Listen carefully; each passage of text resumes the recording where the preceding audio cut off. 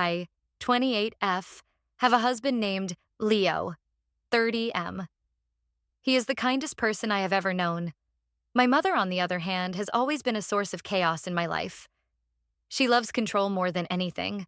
For years, I thought her meddling was just her way of showing she cared. I made excuses for her. I told myself that she just wanted what was best for me. I was wrong. The moment she felt her control slipping away, she showed her true colors. She tried to destroy my life. She tried to get my husband deported.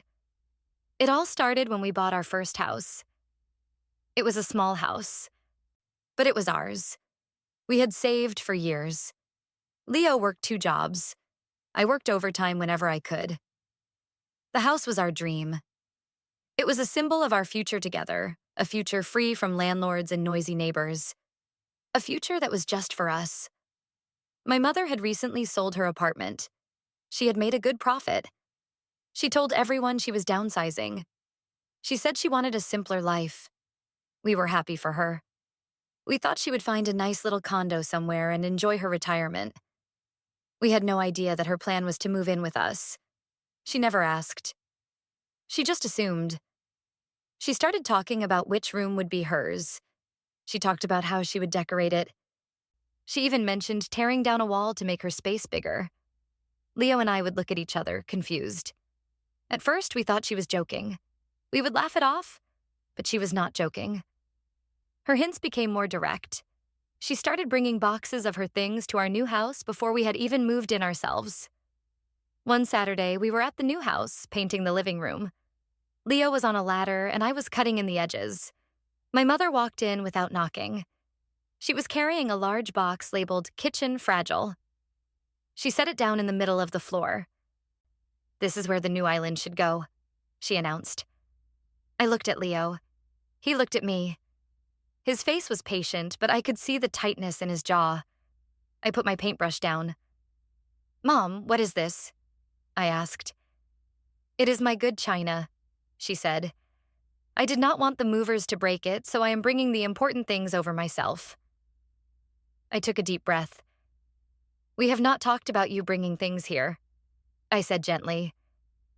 "Why would we need to talk about it?" she asked, her voice full of fake surprise.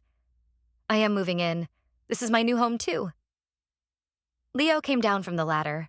He wiped his hands on a rag. He stood beside me. "Clara," he said to my mother, his voice calm but firm. "We need to talk about this. This is our house.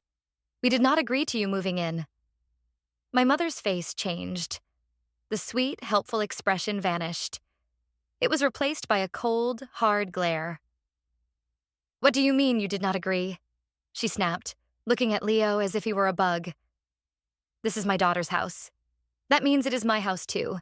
You are just a guest here." I felt a hot flash of anger. "Mom, that is not true," I said. "Leo is my husband. This is his house as much as it is mine. And he is not a guest." She ignored me. Her eyes were locked on Leo. "You have no say in this," she told him. "I am her mother.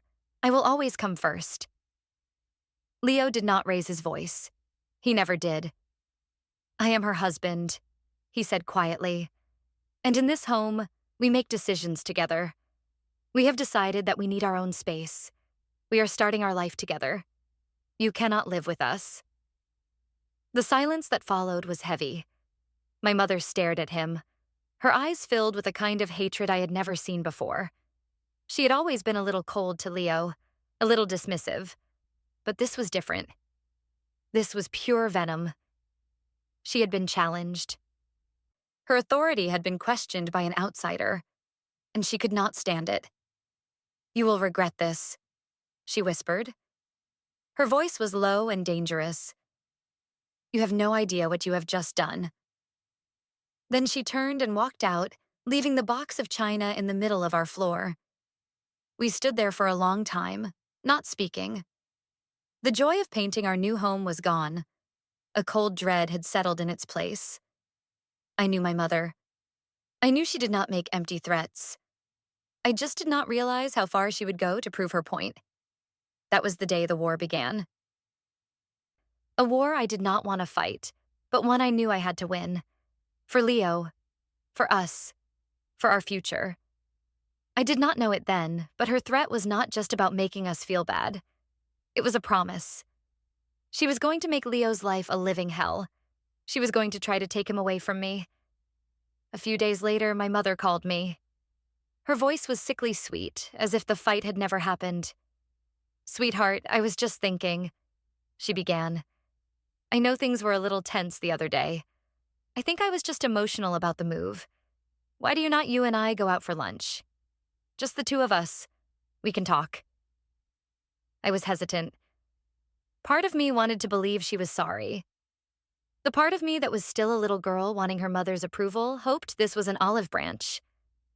But the other part of me, the part that had seen the look in her eyes, was suspicious. I agreed to meet her. I told myself it was better to face things head on. Leo was worried. "Be careful, my love," he said as I left. "She is not going to give up that easily." He was right. We met at a small cafe we used to go to when I was younger. She was already there, sitting at a table by the window. She smiled when she saw me, a big, fake smile that did not reach her eyes. "There is my girl," she said, standing up to hug me. The hug felt stiff and cold. We ordered our food. She made small talk. She asked about my work. She talked about the weather. It was all very normal. Too normal. Finally, as we were finishing our meal, she got to the point. "So," she said, dabbing her lips with a napkin, "I have had some time to think. I understand that you and Leo want your space. I respect that." I was surprised. "You do?" I asked.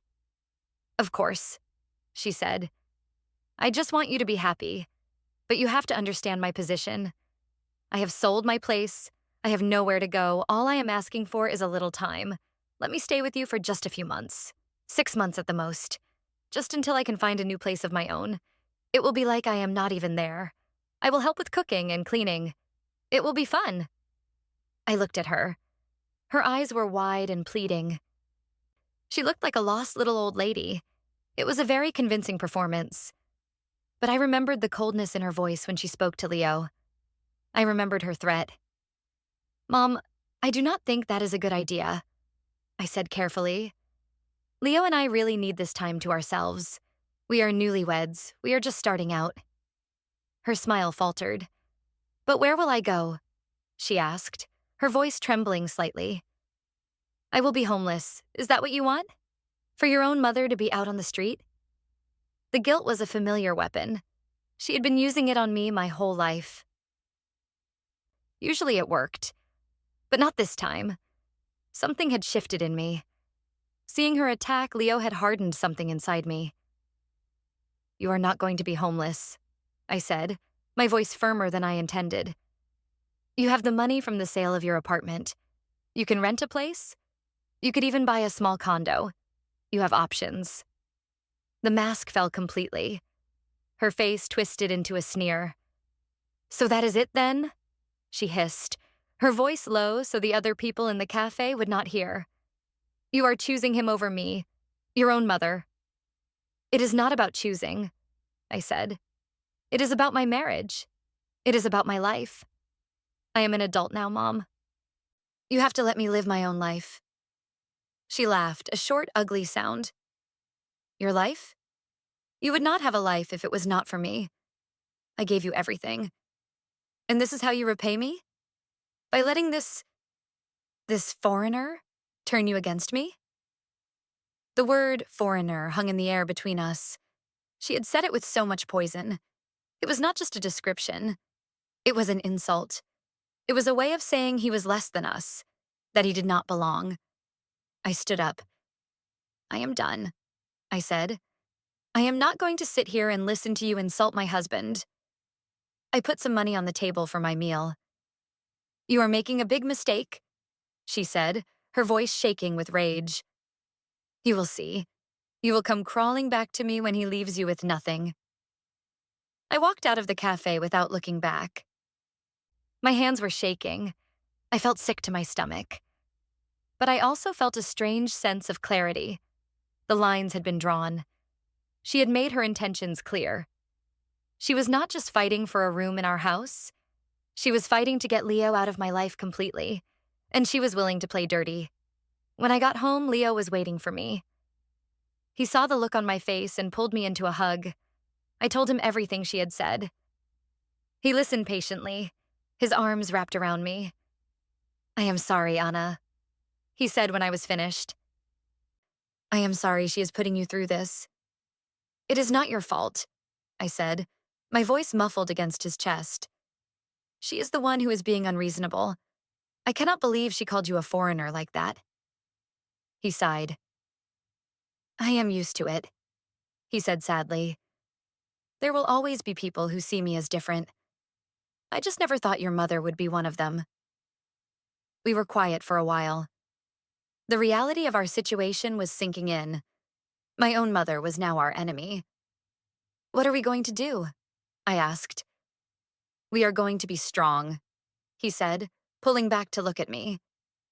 "We are going to protect our home and our marriage. We will not let her win." His words gave me strength. He was right. We were a team. We would face this together. But we were naive. We had no idea how low she was willing to stoop. We thought the fight would be about guilt trips and angry words. We were not prepared for the level of betrayal that was coming. A week went by. We did not hear from my mother. The silence was unnerving. I kept expecting an angry phone call or a barrage of manipulative text messages. But there was nothing. Part of me hoped she had given up, that she had realized she had gone too far and was now looking for her own place. It was a foolish hope. She was not giving up. She was regrouping. She was planning her next attack. The first sign that something was wrong came in the mail. It was an official-looking envelope addressed to Leo. It was from U.S. Citizenship and Immigration Services. My heart started pounding as I handed it to him. We had just completed his adjustment of status a few months ago. He had his green card. Everything was supposed to be settled. "What is this?" he said, looking at the envelope with a frown. "I do not know," I said. "Maybe it is just a standard notice about something." He opened it carefully. I watched his face as he read the letter. His expression went from confusion to disbelief, and then to a deep, weary sadness. "What is it?" I asked, my voice barely a whisper. He handed me the letter. My hands trembled as I read it. It was a notice of intent to revoke his permanent resident status. The letter stated that they had received a credible tip that his marriage to me was fraudulent. It said that an investigation had been opened. It claimed he had married me only to obtain a green card. I read the words over and over again. Fraudulent marriage. It felt like a punch to the gut. Our love, our life together, reduced to a cold, legal accusation. It was a lie. A vicious, ugly lie. "Who would do this?" I cried, looking at Leo. His face was pale. He did not say anything, but I saw the answer in his eyes. We both knew who would do this. There was only one person who hated him enough, who was cruel enough, to try to tear our lives apart in such a public and devastating way. My mother. The threat she had made at the house echoed in my mind. "You will regret this." This was her revenge. It was not just a tantrum. It was a calculated act of cruelty. She was trying to have him deported. She was trying to use the power of the government to get what she wanted. Me, all to herself, and Leo gone forever. The full weight of her betrayal crashed down on me. This was not just a family squabble. This was war. And she had just fired the first shot. I felt a wave of nausea. I had to sit down. My own mother had reported my husband to immigration. She had told them our marriage was a sham. She was trying to get him thrown out of the country, away from me. The cruelty of it was breathtaking. It was a level of malice I had never imagined she possessed.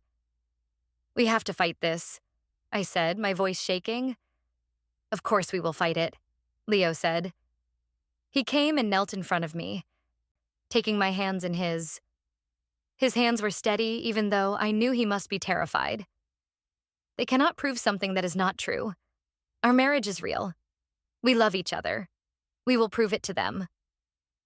I looked into his eyes. He was trying to be strong for me, but I could see the hurt there. This was not just a legal problem. It was a deep personal wound. The woman who was supposed to be his new mother, his new family, was trying to destroy him. How could she do this to us? I whispered. How could she do this to me? He did not have an answer. He just held my hands tighter. We will need a lawyer, he said. A good one. An immigration lawyer. The thought of the cost made my stomach clench. We had spent all our savings on the down payment for the house. We were already struggling to make ends meet with the new mortgage payments. A good lawyer would be expensive. It felt like she was attacking us on all fronts, trying to break us financially and emotionally. That night, neither of us could sleep. We lay in bed, staring at the ceiling, the silence in the room filled with our fears. What if we could not prove our marriage was real?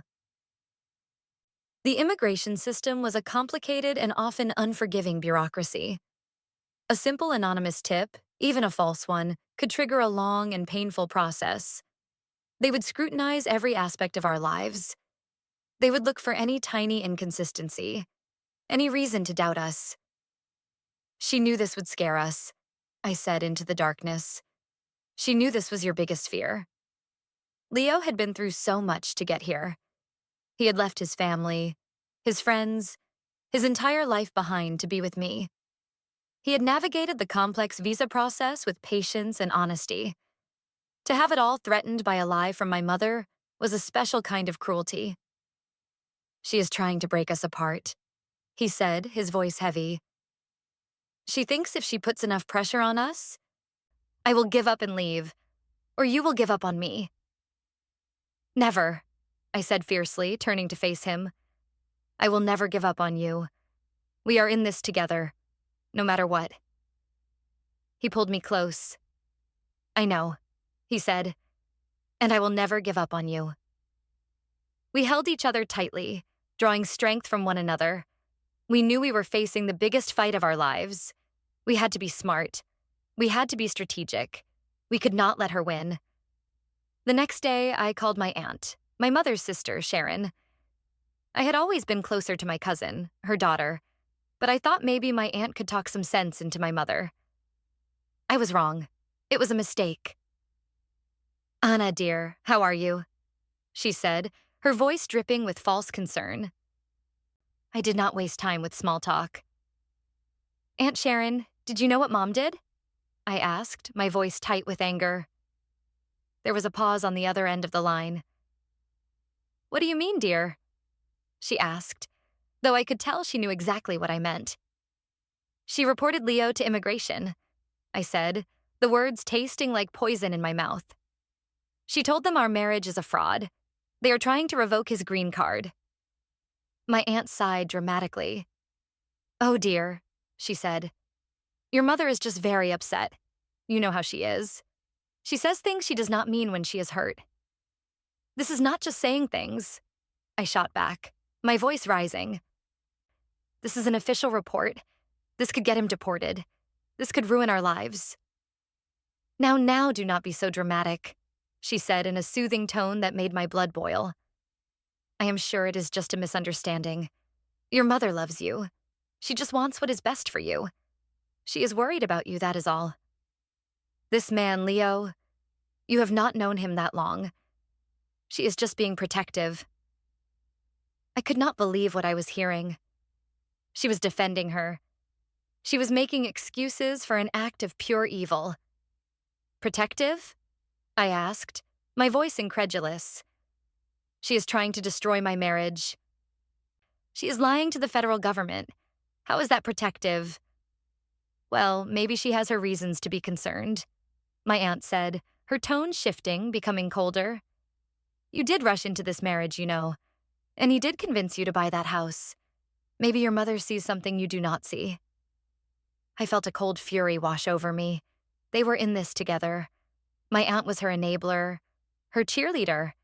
She was feeding my mother's paranoia, justifying her actions.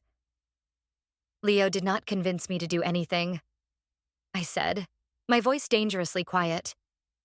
We made that decision together, and our marriage is none of your business. Or hers. I called you because I thought you might be a voice of reason. I see now that I was wrong. You are overreacting, Anna, she said dismissively. You should listen to your mother.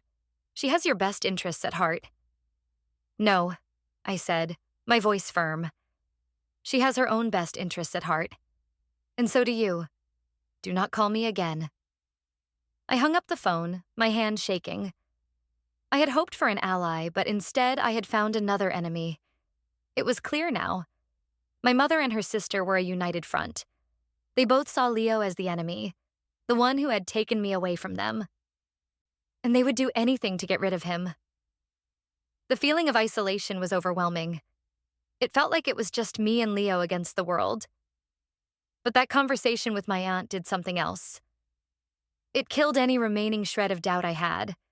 It erased any lingering hope that this was all a big misunderstanding. This was a deliberate, coordinated attack. And if I was going to fight back, I could not hold anything back. I had to be just as ruthless as they were. That afternoon, Leo and I started our research. We spent hours online looking for the best immigration lawyers in our city. We read reviews, we compared prices, we made a list of potential candidates. The costs were staggering. Most of them required a retainer of several $1,000s just to take the case. It was money we did not have. We looked at our bank account. After the down payment and the closing costs for the house, we had very little left. We could sell our car. We could ask for a loan. The stress was immense. She knew this, I said, staring at the computer screen. She knew this would cripple us financially. It is part of her plan, Leo agreed. She wants us to be so stressed about money that we start fighting. She wants this to break us. Well, it is not going to work, I said, closing the laptop. We will find a way. We always do. We decided to schedule consultations with 3 different lawyers. Most offered a free initial consultation. It would give us a chance to understand our options and see who we felt most comfortable with. The first 2 lawyers we met were competent but pessimistic. They laid out the harsh realities of the system. They told us that even with a strong case, fighting a notice of intent to revoke could take years and cost tens of thousands of dollars. They talked about the high burden of proof that was on us. We had to prove our marriage was bona fide, a legal term that felt cold and impersonal. We left both meetings feeling more discouraged than when we went in. The third lawyer was different. Her name was Ms. Diaz. She was a sharp, no-nonsense woman in her 50s with kind eyes. We told her the whole story, from my mother's demand to move in to the letter from immigration. We even told her about the conversation with my aunt.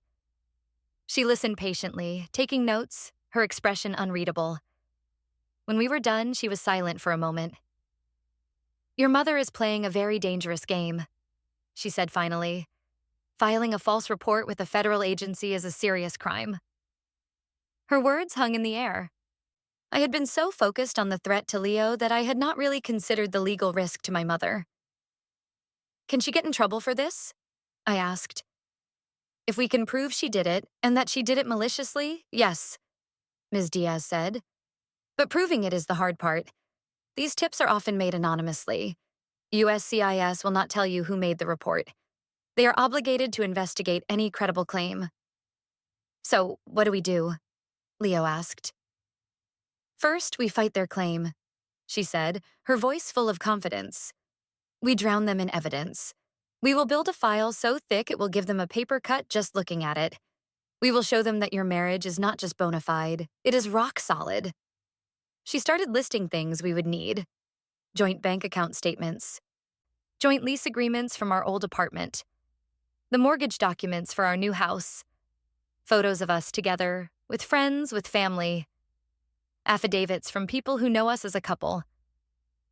We have all of that, I said, a flicker of hope igniting within me. Good, she said. We will bury them in paperwork. We will make their accusation look ridiculous, but that is just the defensive strategy. She leaned forward, her eyes intense. Now, for the offensive strategy, we need to find proof that your mother made this report. A text message, an email, a witness who heard her say she was going to do it. Anything that connects her directly to this false claim. If we can get that, we can turn the tables on her. The idea was terrifying and exhilarating at the same time. It meant actively investigating my own mother. It meant looking for her secrets, her mistakes. It felt like a betrayal. But then I remembered what she was trying to do to us. She had betrayed me first. She had betrayed me in the worst possible way. How do we do that? I asked. You know her better than anyone, Ms. Diaz said. Is she the type to brag? To confide in someone? Does she use a computer? A smartphone? I thought about my mother. She was not tech-savvy, but she loved to talk. She loved to gossip and complain. And she loved to feel like she was the smartest person in the room. She talks to my aunt a lot, I said. And she has a friend, Carol, who she tells everything to. And she uses a tablet, right? I added, remembering how she was always asking me for help with it. She complains that she can't figure out how to use the internet. A plan started to form in my mind. It was a long shot, but it was something. We can do this, I told Ms. Diaz. We will find the proof. We left her office feeling like we had a fighting chance. She had given us hope. She had also given us a plan. We were no longer just victims. We were going to fight back. The fee she quoted was still high, but she offered us a payment plan. She seemed to believe in us. That night, for the first time since we got the letter, I felt a sense of purpose. The fear was still there, but now it was mixed with determination. My mother had started this war, but I was going to be the one to finish it. The next step was to gather the evidence for our case file. Ms. Diaz had given us a long checklist. We spent the entire weekend collecting documents. We went through old photo albums, printing out pictures of us from the past 5 years. Pictures from our first date, our engagement party, our wedding. Pictures of us on vacation, at family gatherings, just being silly at home. Looking at them brought back a flood of happy memories. It was a painful reminder of what was at stake. We printed out years of bank statements, highlighting every joint transaction. We found our old lease agreements, the car title with both our names on it, our life insurance policies naming each other as beneficiaries. Every document was a piece of our shared life, a testament to our commitment. It was exhausting and emotional work. Every piece of paper felt like a weapon we were sharpening for the fight ahead. While we were gathering our proof, I was also thinking about Ms. Diaz's other suggestion. How to prove my mother was behind the report. I needed a way to get access to her tablet. An opportunity came a few days later. My mother called me. I was surprised she had the nerve to call after what she had done, but then I remembered she did not know that I knew. As far as she knew, we had just received a random, terrifying letter from the government. Her timing was perfect. "Anna, sweetheart," she said, her voice full of fake sympathy. "I heard from your aunt that you got some upsetting mail. I am so sorry. You must be so worried." The hypocrisy was sickening. I had to bite my tongue to keep from screaming at her. I decided to play along. This could be my chance. "We are, Mom," I said, making my voice sound shaky and scared. "It is a nightmare. We do not know what to do." "Oh, you poor thing," she cooed. "I knew that man was trouble. See? This is what I was worried about. He has gotten you into a mess." I took a deep breath. "The lawyer said we need to gather a lot of paperwork," I said, trying to sound overwhelmed. "And there are some things on your old computer that might help. Photos from the wedding and stuff. But I cannot remember the password." This was a lie. I knew her password. It was our old dog's name. But I needed a reason to be in her apartment, alone with her electronics. "Oh, of course, sweetheart," she said, falling for it completely. "You can come over any time. I am going out for a few hours this afternoon to play bridge with Carol. You can have the apartment to yourself. Just let yourself in with the spare key." It was perfect. She was practically inviting me in to look for evidence against her. The thought made me feel both guilty and vindicated. She was so arrogant, so sure of herself, that she could not imagine I would ever suspect her. That afternoon, I went to her apartment. It felt strange being there, knowing what she was doing to us. The place was filled with memories of my childhood, but now they all felt tainted. I went straight to her desk. The tablet was sitting right there next to her laptop. I turned it on. My heart was pounding. I felt like a spy in my own mother's home. I went to the web browser and opened the search history. I scrolled down, my breath catching in my throat. And there it was, a list of searches from the past 2 weeks. How to report sham marriage to USCIS. Anonymous tip to immigration. What happens when a green card is revoked? Penalties for immigration fraud. How to get someone deported. The list went on and on. It was a digital roadmap of her malicious plan. I took out my phone and took pictures of the screen, documenting every single search query. This was it. This was the proof Ms. Diaz had talked about. It was not a confession, but it was strong, circumstantial evidence. It showed her intent. It showed her premeditation. I felt a grim sense of satisfaction. She was not as smart as she thought she was. She had left a trail. After I photographed the search history, I checked her email. There was nothing there about immigration. She was smart enough not to put anything in writing that could be easily traced back to her. But then I had another idea. I went to her social media page. She was not very active, but she had a small circle of friends she messaged with. I opened her messages. I found the conversation with her friend, Carol. I started scrolling back. Most of it was just gossip and complaints. But then I found it. A series of messages from the day after her fight with Leo. "You will not believe what that ungrateful little brat did," my mother had written. "He told me I could not live with them. After everything I have done for her, she lets this immigrant tell me what to do in my own family." Carol's reply was sympathetic. "That is awful. You should not have to put up with that." My mother's next message made my blood run cold. "Oh, do not you worry," she wrote. "I have a plan. He thinks he is so clever with his little green card. He is about to find out what happens when you cross me. I am going to make a little phone call. He will be on the next plane back to where he came from." I took more pictures. This was even better than the search history. This was a direct statement of her intent to retaliate against Leo for refusing to let her move in. This was the motive. This was the smoking gun. I felt a surge of triumph, quickly followed by a wave of profound sadness. This was my mother, gleefully planning to ruin my life and bragging about it to her friend. The person who was supposed to love me and protect me was my biggest enemy. I left her apartment with the evidence on my phone, feeling like I had aged 10 years in one afternoon. The innocence I once had about my mother was gone forever. I knew now what she was capable of, and I knew I could not show her any mercy. When I showed Leo the pictures, his face was a mixture of anger and relief.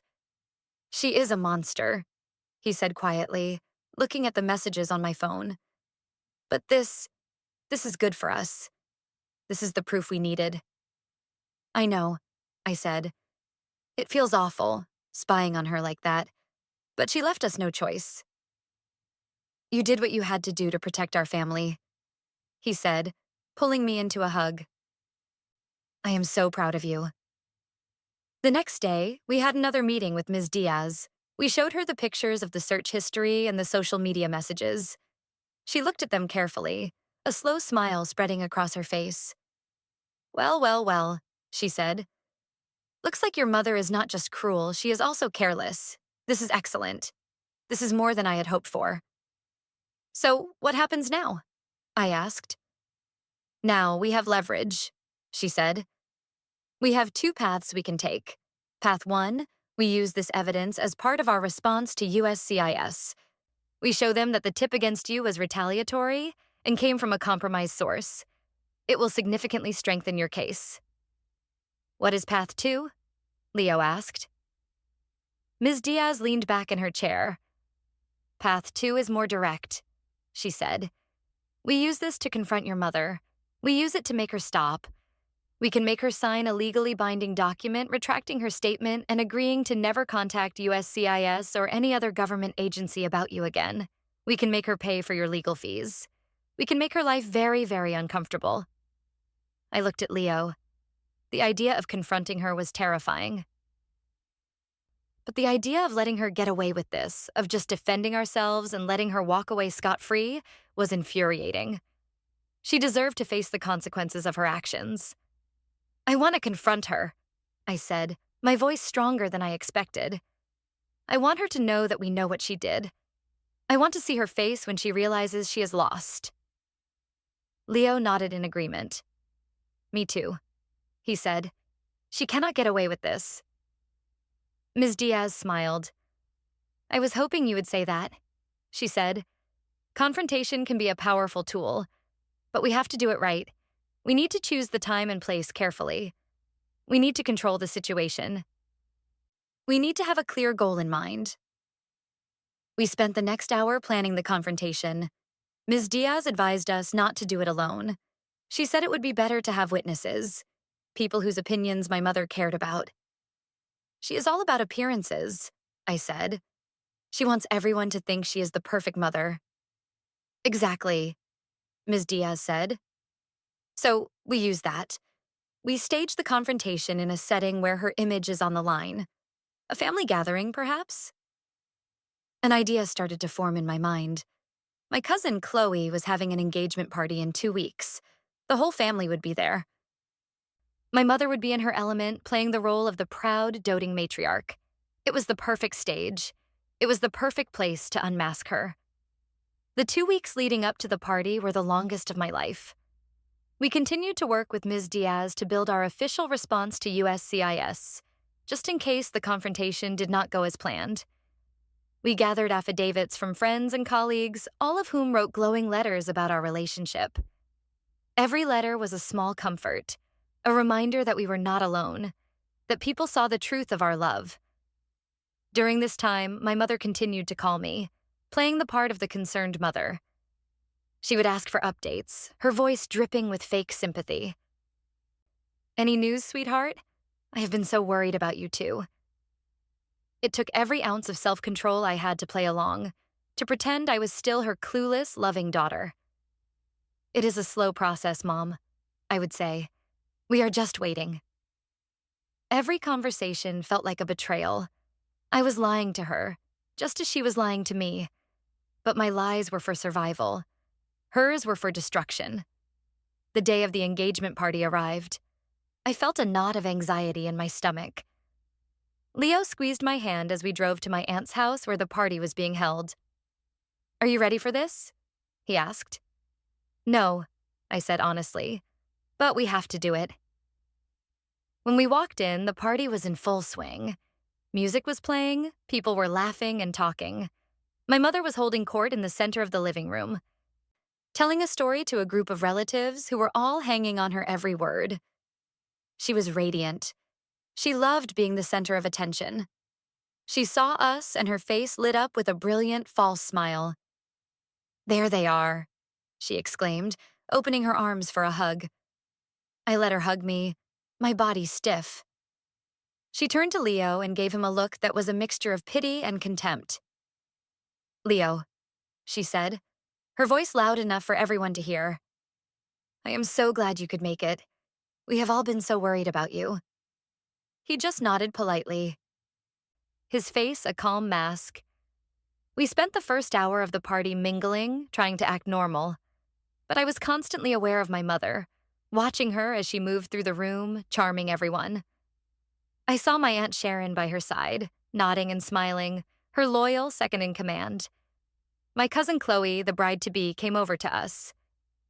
I am so glad you guys are here, she said, giving us both a hug. I know things have been weird with my mom and your mom. Chloe was one of the few people in the family I felt I could trust. We had grown up together. I decided to take a chance. Can I talk to you for a minute? In private? I asked. We went out to the back porch. I told her everything. I told her about my mother's demand, Leo's refusal, the letter from immigration, and the evidence I had found on the tablet. As I spoke, Chloe's face went from confusion to horror. "Oh my God, Anna," she whispered. "I knew my mom said your mom was upset, but I had no idea. That is evil." "I know," I said. "And we are going to confront her. Tonight. Here." Chloe's eyes widened. "Here? At my party?" "I am so sorry, Chloe," I said. "I know the timing is terrible, but we have to do it in front of the family. It is the only way to make her listen. It is the only way to make her stop." Chloe was silent for a moment. I thought she was going to be angry, to tell me I was ruining her special day. But then she looked at me, her eyes full of sympathy and a surprising amount of anger. "No," she said, her voice firm. "Do not be sorry. She deserves it. My mom has been enabling her for years. It is time someone stood up to them. What do you need me to do?" I felt a wave of relief. An ally. We had another ally. "Just be ready," I said. "When we make our move, we are going to need support." "You have got it," she said, squeezing my arm. "I am on your side." We went back inside. It was time. My heart was hammering against my ribs. I found Leo and gave him a small nod. He nodded back.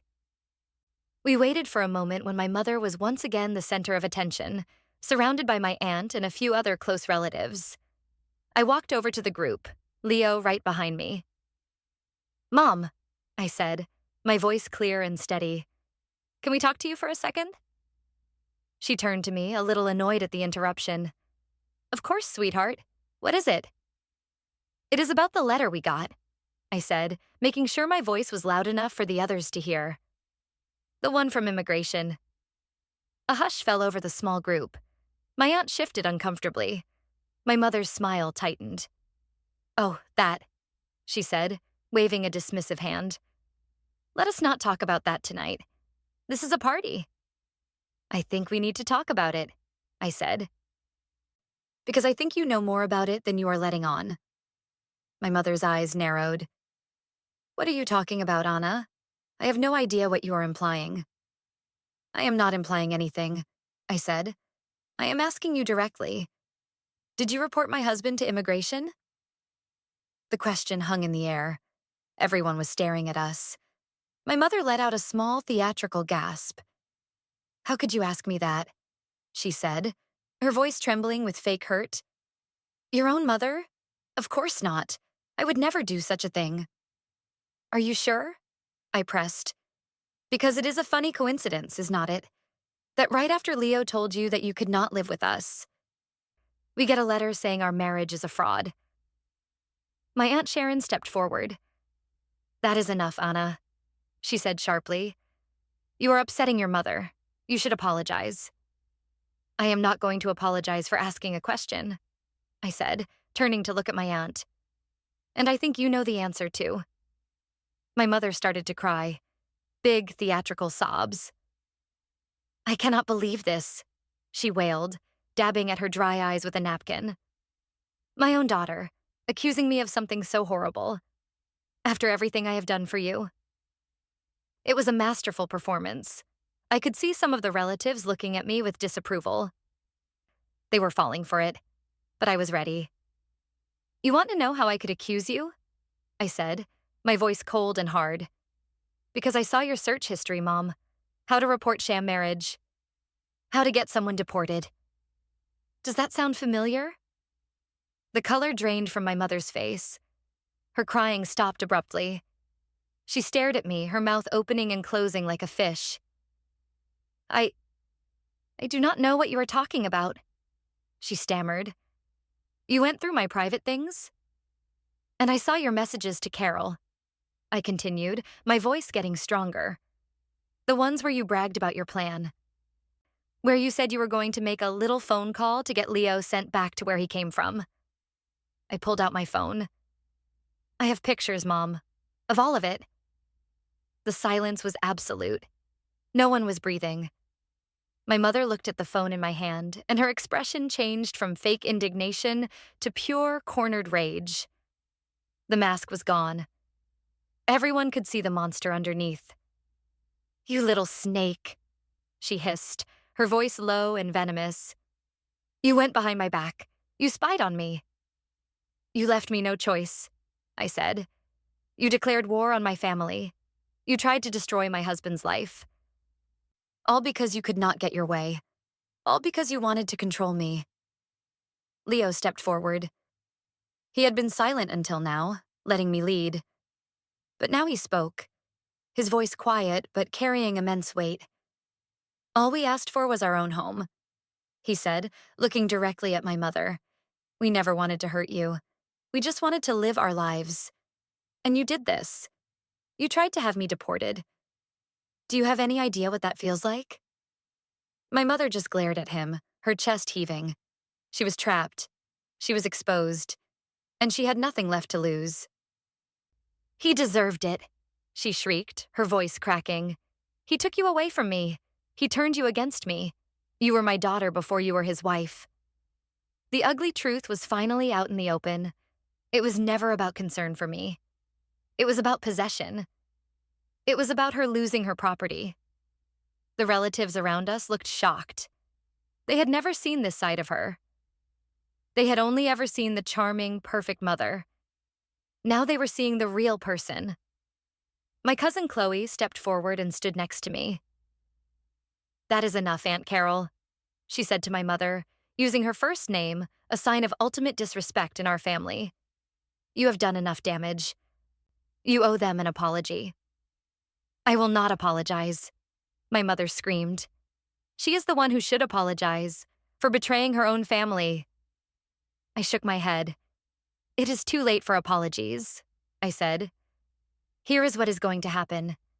You are going to call your contact, whoever you made the report to, and you are going to retract your statement. You are going to tell them you lied, and you are going to pay for our lawyer, and you will never, ever interfere in our lives again." "Or what?" she sneered. "Or these pictures," I said, holding up my phone. "Go to everyone. Every friend on your social media. Every person in your book club. Every neighbor on your street. Everyone will know exactly what you did. Your perfect reputation will be gone. You will have nothing." She stared at me, her eyes burning with hate. I could see the calculation in her mind.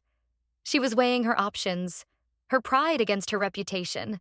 For her, reputation was everything. She had spent her whole life building this image of herself as a perfect, self-sacrificing mother. The thought of that image being shattered was more terrifying to her than anything else. Finally, she broke. Her shoulders slumped in defeat. "Fine."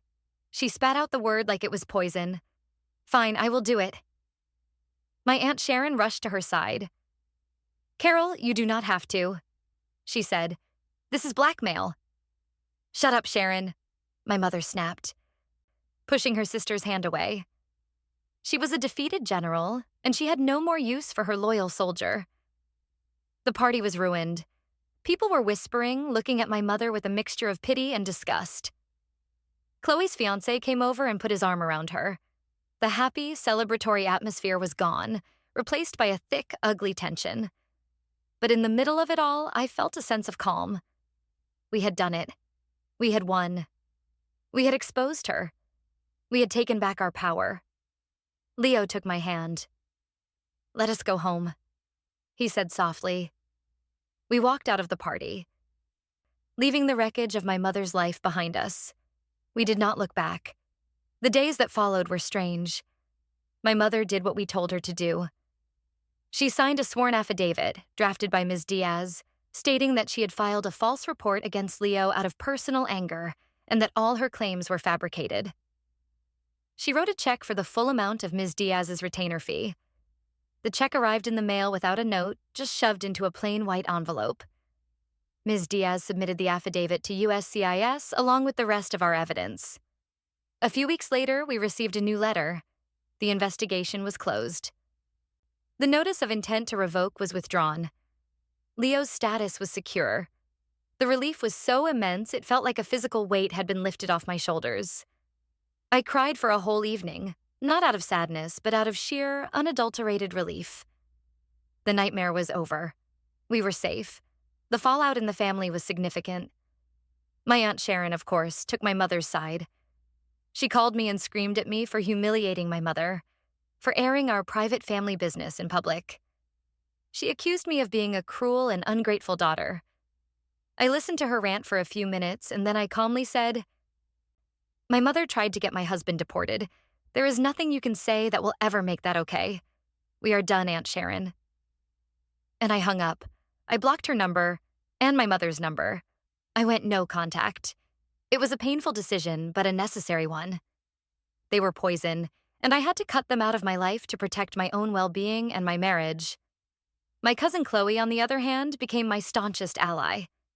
She was furious with her own mother for enabling my mom's behavior for so long. Their relationship became strained. Chloe told me she had given her mother an ultimatum. Either she admitted that what my mother did was wrong and apologized for her part in it, or Chloe would have to take a step back from their relationship. My aunt, stubborn and proud like her sister, refused. So Chloe put distance between them. She and I became closer than ever. We had both been victims of my mother's manipulation in different ways, and we found strength in supporting each other. Other relatives reached out. Some called to offer support, saying they were shocked and appalled by my mother's actions. They apologized for not seeing her true nature sooner. Others were more hesitant, not wanting to take sides. They would say things like, "It is all so sad. I hope you can all find a way to forgive each other someday." I knew they meant well, but they did not understand. Forgiveness was not possible here. What my mother did was not a simple mistake. It was a calculated act of cruelty born from a twisted need for control. You do not forgive something like that. You just survive it. Leo and I finally moved into our house. We unpacked our boxes, we painted the walls, we planted a garden in the backyard. We slowly, piece by piece, built our home. A home that was truly ours. A sanctuary, free from my mother's toxic influence. There were still moments of sadness, of grief for the mother I thought I had, or at least the mother I wished I had. Sometimes I would see a mother and daughter laughing together in a store, and I would feel a sharp pang of loss, but the feeling would pass, and it would be replaced by a feeling of peace. The peace that came from knowing I had made the right choice. The peace that came from being with Leo, the man who had stood by my side through the worst storm of my life. He was my family now. He and the family we would choose to build around us. A family based on love, respect, and trust. Not on control and manipulation. A few months after the party, I got a letter from a distant cousin who had been there that night. She wrote to say she was sorry for what had happened and that she was thinking of me. She also gave me an update on my mother. She said my mother had become a recluse. Most of her friends had drifted away after rumors of what had happened at the party started to circulate. The family kept their distance. My Aunt Sharon was still around, but their relationship was strained, full of resentment and blame. My mother had sold her car and rarely left her new, small apartment. She had gotten what she wanted, in a way. She had driven away the one person she was trying to control. But in doing so, she had lost everything else. She had lost her reputation, her friends, her family, and the respect of everyone who knew her. She had tried to isolate Leo, to make him an outcast. But in the end, she was the one who was left completely and utterly alone. The letter ended with a simple sentence. "I hope you're happy." And as I folded the letter and looked out the window at Leo, who was watering the flowers in our garden, I realized that I was. I was truly, deeply happy. I had my husband. I had my home. I had my peace. She had tried to take it all away from me. She had failed. She had lost. And I had won. The war was finally over. And the silence she left behind was the most beautiful sound I had ever heard. Life settled into a new normal. A much quieter, more peaceful normal. Without the constant background noise of my mother's drama, I felt like I could finally breathe. Leo and I fell into a comfortable routine in our new home. We cooked dinner together. We watched movies.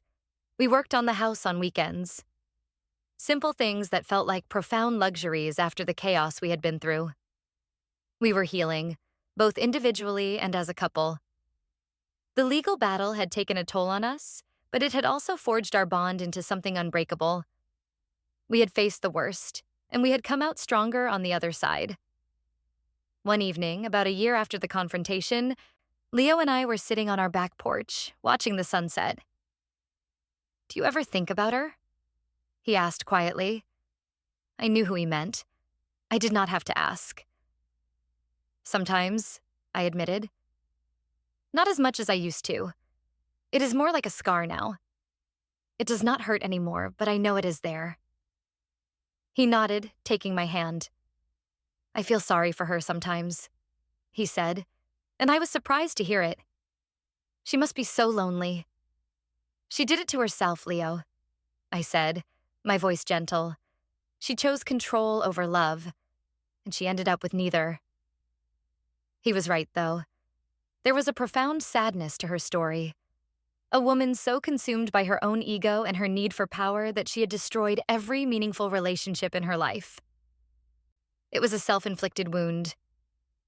I did get one more update on her, about 6 months after that conversation. My cousin Chloe called me. "You are not going to believe this," she said, her voice a mixture of amusement and disbelief. "What is it?"